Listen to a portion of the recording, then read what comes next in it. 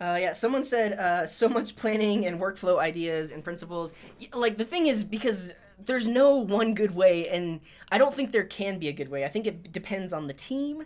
I think it depends on just so many factors that you can't just have like this is how we're going to build software or this is how we're going to run a project. It needs to be adjustable and variable. But I think there are good things that can be done, like a feedback cycle, really just analyzing how you work and making sure it's effective, making sure you're producing business value with the things that you build, and that's a lot of what goes into Agile as well. You're doing things from a user perspective. It's not a development perspective or like, yeah, it's nothing like that. It's you're building things so that an end user, a customer, can have a working piece of software that is valuable to them. Bob's Paradox is saying, I had to draw that waterfall diagram on a test. That's what's also interesting. So I got a computer science degree, and even learning about computer science in school, they like barely mentioned Agile. So I graduated back in 2011. So this was 8 years ago. But even back then, getting a computer science degree, you're not learning like the way to build software.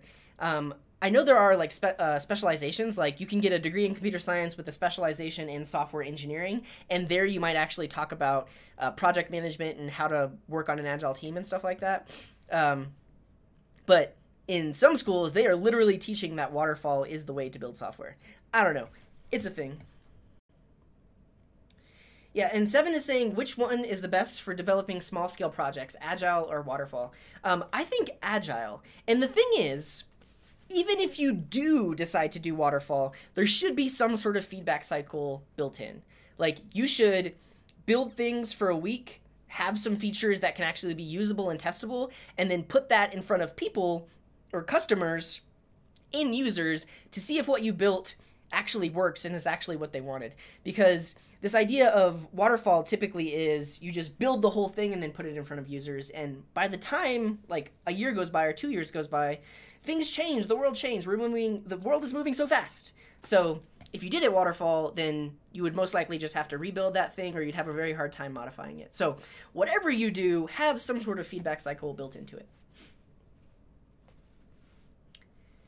Yeah, and so Simon is saying the need of a customer changes in time from what they thought they needed to the start of the project. And this is the other thing, like, there are some misconceptions about Agile, because in the software world, there's this idea of, like, scope creep or changing requirements, whereas you set out to build a specific piece of software, but then all of a sudden the customer says, oh, well, I really need it to do this, or, oh, it would be really great if it did this. And in the waterfall world, it's really hard to integrate those requirements. I mean, you basically just have to take what you've already built and say, okay, we'll do those things now, and then add it onto your big list of things that you need to do. But with something like Agile, if you have short iterations, at the end of every iteration, you can talk to the customer and saying, is this what you wanted? And then you can say, okay, over the next iteration, this is what we're going to build. Is this what's most important to you, or have your requirements changed? So, and that's more the Scrum way of doing it in iterations. I don't know. It's all this stuff. It's all Agile. Yeah. Isaac is saying, I have a degree in software development. They talked about Agile, but we never did Agile. The teaching methodology they used was not very good. Very few students passed. And I think that's the thing. You can't just teach Agile. Like, I guess I'll start talking about Scrum. And then I'll make sure to make a clear delineation of like where the video starts or whatever. But okay, Scrum is a thing. And Scrum is a bit more laid out than just this umbrella Agile term. Like, Scrum has specific roles that people should play on the development team. It has a specific way you should do things. And while it does have all of those things, just because you learned about them or read about them doesn't mean you know Scrum. Like, to really understand these things, you have to work on a team. You have to be in an environment where the principles of Scrum and Agile are at play so that you can understand why they're at play. Because if you just learn them like book style, where you're like, okay, these are the things, X, Y, Z, now I'm going to go off into the world and build software, it just doesn't work because nothing is ever that clear cut.